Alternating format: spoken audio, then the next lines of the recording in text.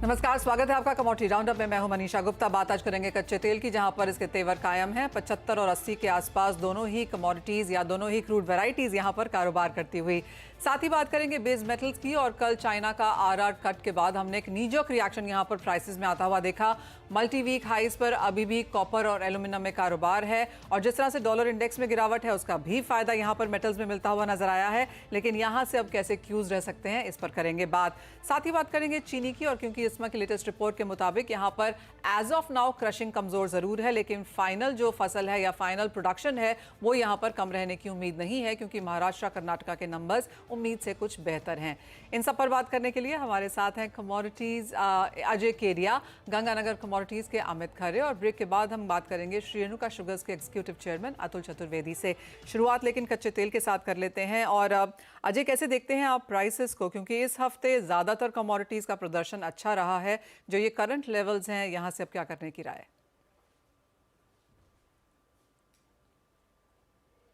Very good morning Manisha ji. Definitely अगर कच्चे तेल की अगर बात करें तो हम नए जोन में जा रहे हैं। इससे पहले हमने देखा 5800 से लेकर 6200 के रेंज में ही कच्चा तेल ट्रेड कर रहा था, बट जिस ढंग से जियोपॉलिटिकल टेंशन एस्केलेट हो रहा है रेड सी एरिया में, ये कहीं ना कहीं प्राइसेस को सपोर्ट कर रहा है। नो डाउट कल हमने इन्वेंट्रीज को भी लेकर जो एक सपोर्ट मिला है वो काफी बेहतरीन रहा है। तो लगभग कल हमने 9.2 मिलियन बैरल्स के आसपास का इन्वेंट्री में फॉल देखा था, जिसके बाद प्राइसेस के अंदर एक अच्छा खासा गेन आया है। तो आई थिंक के टेक्निकली भी आप देखें ब्रांड 80 के ऊपर आ चुका है, which is going to be on a higher side around $84। जबकि अगर हम एमसीएक्स की अगर बात करें तो मुझे लगता है कि कंटिन्यू ये पॉजिटिव ट्रेंड कंटिन्यू रहेगा। 6200 के करीब लेके चलिए, 6100 का स्टॉप लॉस रखिए। इमीडिएट टारगेट तो 6380 का रहेगा। बट कुल मिला के मुझे लगता है अगर हफ्ता 10 दिन की अगर बात करें जियोपॉलिटिकल टेंशन सबको देखते हुए, तो ये 6550 के जोन में भी जाता हुआ दिखाई देगा। ओके, तो 6500 तक भी जाने की पॉसिबिलिटी है। रिकवरी कच्चे तेल में एक्सटेंड हो सकती है। लेकिन एक क्विक कमेंट नेशनल गैस पर भी ले लेते हैं, जब एनर्जी पैक की बात हो रही है। तो अमित, यहाँ क्या राय रहेगी आपकी? इस साल की शुरुआत जहां से की थी नेशनल गैस ने, वापस 19 स्तरों पर आ चुका है। ऊपर नीचे के दायरे यहाँ भी हम देख रहे हैं। गिरावट के बाद वापस से 6% की तेजी। क्या व्यू है इन स्तरों से? ये तेजी थोड़ी और एक्सटेंड हो सकती है क्या? क्या करें ट्रेडर्स? बिल्कुल। नेचुरल गैस अगर हम जैसे फरवरी वायदे की भी बात कर लेते हैं, क्योंकि आज जो करंट वायदे की एक्सपायरी है, ऊपर में इसने 228 के आसपास के हाई बनाए थे। 191 के आसपास इसका प्राइस चला है। अभी 2 दिन पहले ही इसने 175 के आसपास का एक लो टच किया है। एक अच्छा बेस फॉर्मेशन वापस फिर से प्राइस में हो रहा है। ओवरऑल देखा जाए तो यूएस में भी डिमांड कहीं ना कहीं निकल के आएगी।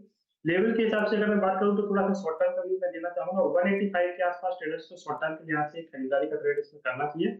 175 का स्टॉप लॉस लगाकर मेरे को लगता है 212 से लेकर 220 तक के स्तर नेचुरल गैस फरवरी वायदा में शॉर्ट टर्म में देखने को मिल सकते हैं। अच्छी खासी तेजी वहां पर कच्चे तेल और नेचुरल गैस दोनों में ही देखने को मिल रही है, और हल्की सी बढ़त के साथ ये ऑफ कोर्स एक ट्रंकेटेड वीक है भारतीय बाजारों के लिए। हमने मंडे भी काम नहीं किया, फ्राइडे भी नहीं है, तो वो 3 दिन की जो तेजी यहाँ पर बाजार में है वो एज ऑफ नाउ स्थित। लेकिन मेटल्स को आपकी स्क्रीन पर लेके आएंगे, और यहाँ पर अच्छी खासी बढ़त कल देखने को मिली थी। अजय, कैसे देखते हैं आप ओवरऑल पैक, क्योंकि नियर 3 हफ्ते के हाइज पे हमने कॉपर जाता हुआ देखा, 2 हफ्ते के हाइज के आसपास एल्यूमिनियम भी है, फिर चाहे वो डॉलर है या फिर चाइना की तरफ से जो मूव है उसका सपोर्ट है। ऑफ कोर्स बाजार की नजर आज यूएस के 4th क्वार्टर जीडीपी नंबर्स पे जरूर रहेगी, लेकिन उससे पहले किस तरह से कारोबार करें? बिल्कुल। पूरे बेस मेटल पैक के अंदर हमें लगता है कि मार्केट में एक तेजी का रुख कायम है। जिस ढंग से चाइनीज न्यू ईयर से पहले हम देख रहे हैं कि चाइनीज गवर्नमेंट हरकत में है, और कल जो रेट कट हुआ है उसी का असर था कि प्राइसेस में हमने एक अच्छी खासी रैली देखी, जहां पे कॉपर हमने वापस 730 के लेवल पे आते हुए देख पा रहे हैं, जो लगभग हमने जनवरी मंथ में भी ऑलमोस्ट वही रेंज से रिट्रेस करते हुए देख पा रहे थे। तो मुझे लगता है एक तरफ सप्लाई साइड थोड़े से कंसर्न है, और चाइना न्यू ईयर जाने से पहले जो एक्शंस लिया जा रहा है इकोनॉमी को सपोर्ट करने के लिए, ये एक मुख्य कारण है जो बेस मेटल को सपोर्ट कर रहा है। तो हमें लगता है यहाँ पे तेजी कायम रहेगी, जहाँ पे कॉपर में हमें लगता है कि 727 728 के जोन में लेके चलिए। 722 का स्टॉप लॉस रखिए। इमीडिएट टारगेट मुझे लगता है कि 740 तक के भी लेवल हम अगले 2-3 सेशन में देख पाएंगे चाइनीज न्यू ईयर जाने से पहले। वहीं अगर हम जिंक की भी बात करें तो हमने मल्टीपल माइंस के अंदर शटडाउन होते हुए देखा, जिसका एक सपोर्ट मिला हुआ है। तो आई थिंक जिंक के अंदर भी एक बाइंग अपॉर्चुनिटी बनती है। नो डाउट और 230 एक ऐसा इंपॉर्टेंट रेजिस्टेंस बन चुका है जो काफी समय से तोड़ नहीं पा रहा है।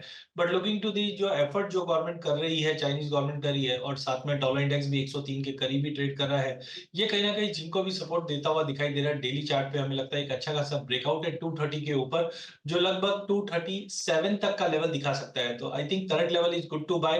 223 का स्टॉप लॉस रखिए, 238 का इमीडिएट टारगेट जिंक में रहेगा। तो पूरी बेस मेटल पैक के अंदर कॉपर और जिंक, ये दो कमोडिटी अच्छी लग रही है जहां पे हम बाइंग इनिशिएट करके चल सकते हैं। ओके, इनफैक्ट आज भले रेंज बार मोमेंटम हो, लेकिन हमने तेजी कॉपर जिंक के साथ लेड एल्यूमिनियम में भी आते हुए देखी है। अमित, आपको ट्रेड लेंगे क्या बेस मेटल से? बिल्कुल, बेस मेटल में जिंक और कॉपर की मेरे भी रडार पर है। कॉपर ओवरऑल देखा जाए तो 727 के आसपास अगर मिलता है तो ट्रेडर्स को इसमें फ्रेश खरीदारी का ट्रेंड लेके चलना चाहिए। फरवरी वायदे की मैं बात कर रहा हूँ, 735 737 के इसके इनिशियल टारगेट है। 722 रुपए के नीचे का इसका स्टॉप लॉस रहेगा। जिंक 226 रुपए के आसपास अगर मिलता है तो ट्रेडर्स को इसमें फ्रेश खरीदारी का ट्रेड करना है।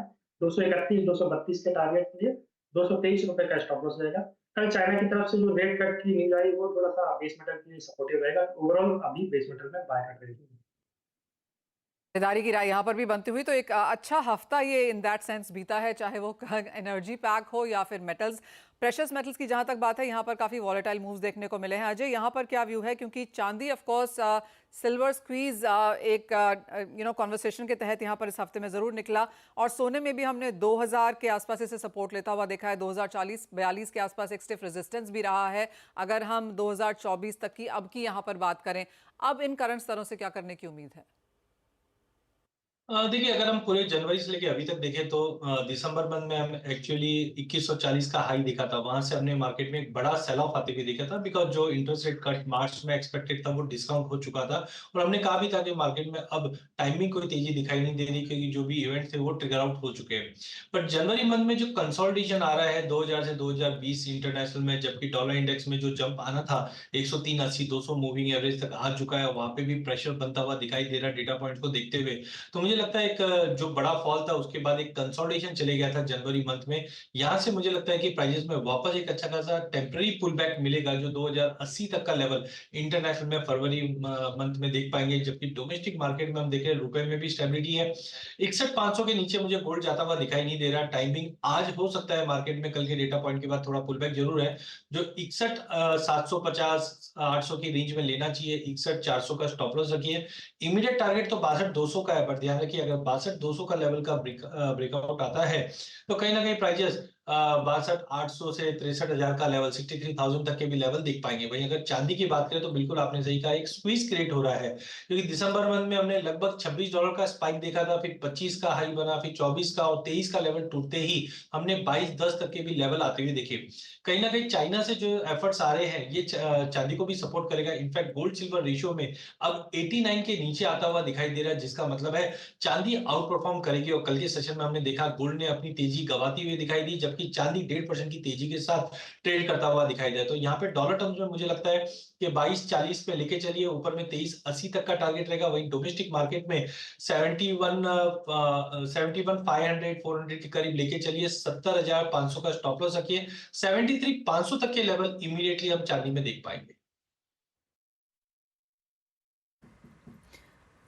ओके, अमित, आपको ट्रेड लेंगे क्या गोल्ड सिल्वर में? जी पहले बिल्कुल ओवरऑल बाय साइड का ही ट्रेड है, क्योंकि बेस फॉलोअर्स मेरे को दिखाई दे रहा है चार्ट पे। स्पेशली सिल्वर की अगर मैं बात करूं तो 71,300 71,400 इसका एक इंट्राडे का ट्रेडिंग के लिहाज से ट्रेडर्स को बाय ट्रेंड लेके चलना चाहिए। 72,500 73,000 तक के इसके टारगेट देखने को मिल सकते हैं। 70,600 रुपए के नीचे का एक स्टॉप लॉस लेके चलें। गोल्ड की अगर मैं बात करूं तो एक 5-7 ट्रेडिंग सेशन से एक रेंज बाउंड इसमें मूवमेंट आ रहा है। 62,250 से लेके 61,700 रुपए का इसका नीचे का रेंज है। तो 61,700 800 के रेंज में कहीं भी ट्रेडर्स खरीदारी का ट्रेड लेके चले। नीचे में 61,500 के नीचे का स्टॉप लॉस लगाकर ऊपर में 62,250 62,250 के ऊपर प्राइस अगर थोड़ा सस्टेन होते तो मेरे को लगता है 63,000 के भाव भी एक्सपायरी के पहले गोल्ड में देखने को मिल सकते। ओके, चलिए, तो ये रही आपके लिए ट्रेडिंग स्ट्रैटेजीज तमाम नॉन एग्री कमोडिटीज पर, और गोल्ड पर भी आपको व्यू मिला है। रुक रहे हैं इसी के साथ एक ब्रेक के लिए। ब्रेक उस पर एग्री कमोडिटीज पर तो बातचीत करेंगे ही, साथ ही बात करेंगे शुगर की कि शुगर की अवेलेबिलिटी कैसी रहेगी, क्या एस्टिमेट्स निकलकर सामने आ रहे हैं, और इन सब डेटा को एनालिसिस करने के लिए हमारे साथ श्री रेणुका शुगर्स के एग्जीक्यूटिव चेयरमैन अतुल चतुर्वेदी मौजूद रहेंगे। तो जल्द वापस आते हैं छोटे से ब्रेक के बाद।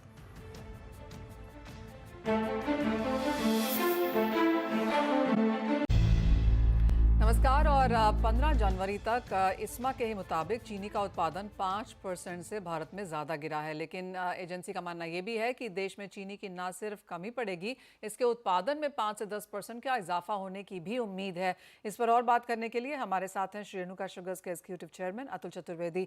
अतुल जी नमस्कार। एज ऑफ नाउ जो प्रोडक्शन है वो ऑफकोर्स पिछले साल के मुकाबले कम है, लेकिन इस साल क्रशिंग भी देरी से शुरू हुई।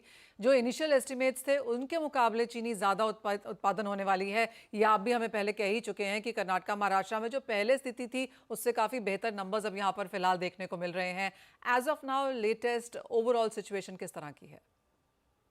देखिए, हम लोग India is, whether we like it और not, a big swing factor in the world.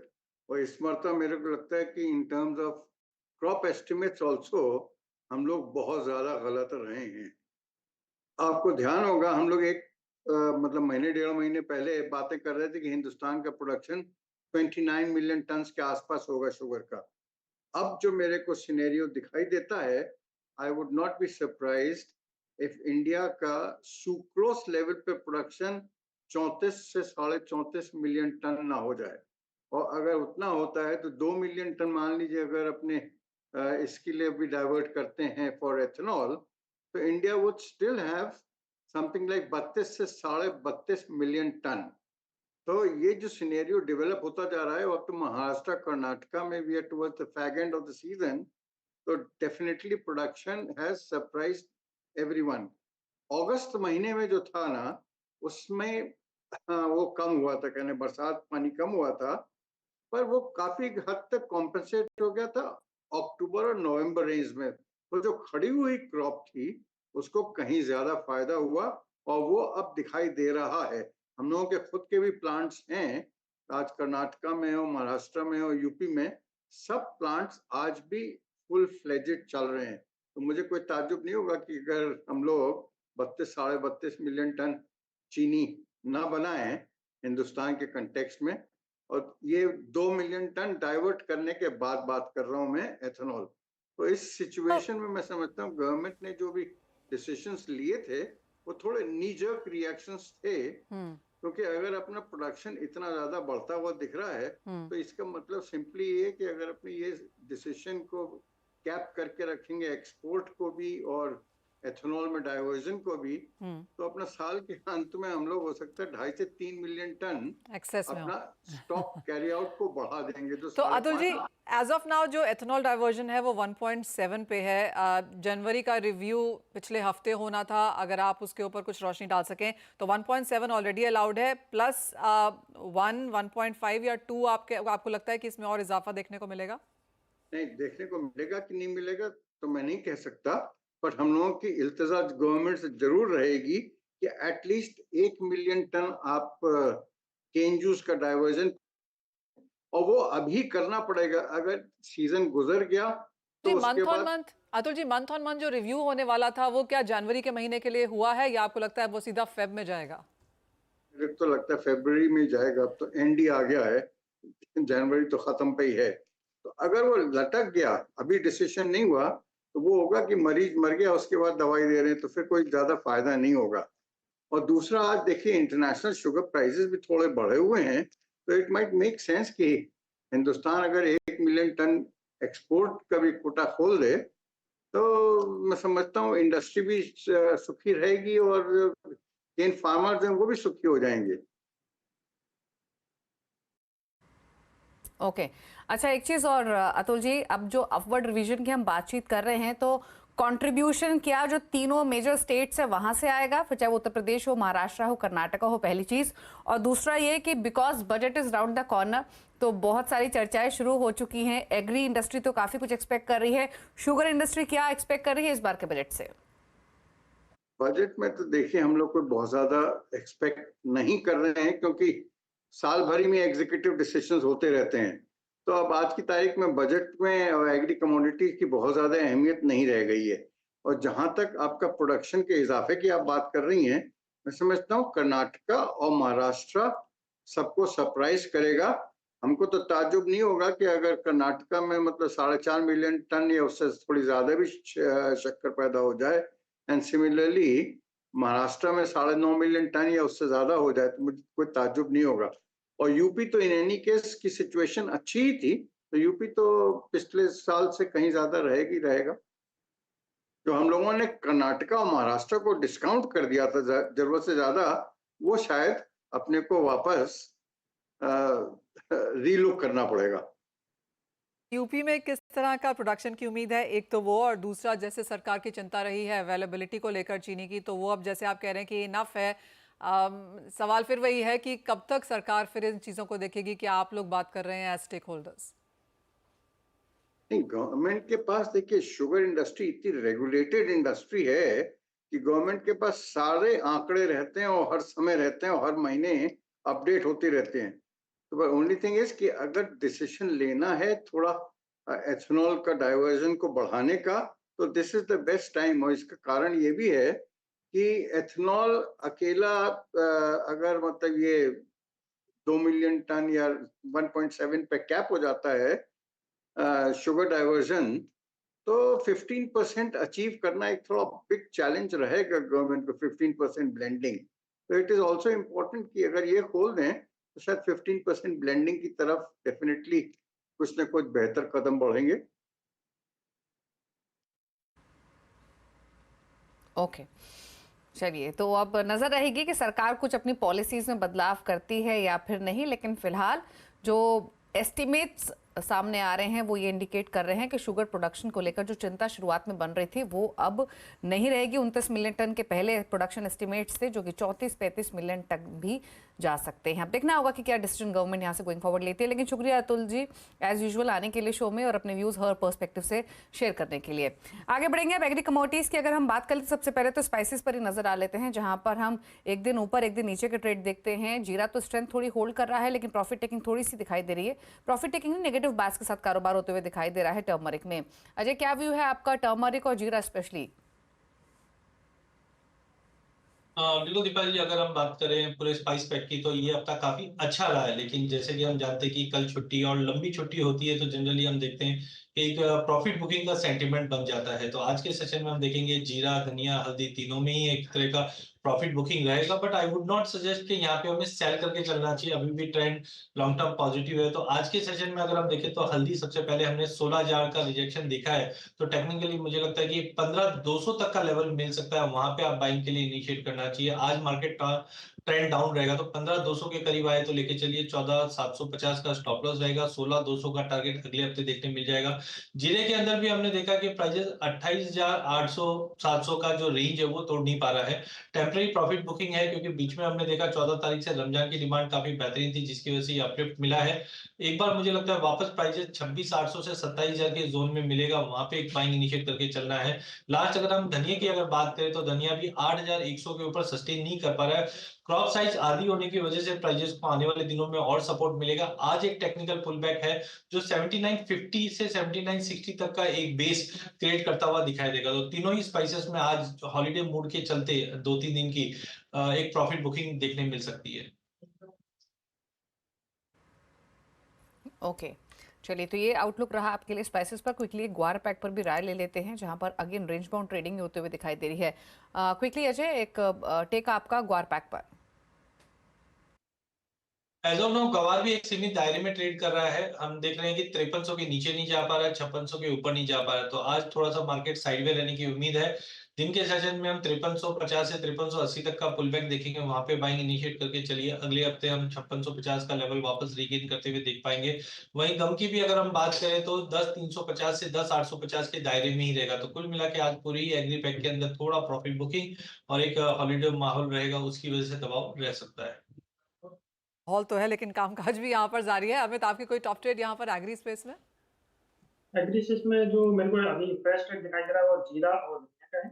27,700 के आसपास का भी मौजूदा स्तर है, जहाँ पे ट्रेडर्स को एक फ्रेश खरीदारी का ट्रेड लेके चलना चाहिए। 27,000 के नीचे का स्टॉप लॉस लगाकर मेरे को प्राइस वापस फिर से शॉर्ट टर्म में 30,000 के आसपास तक दिखाई दे सकते हैं।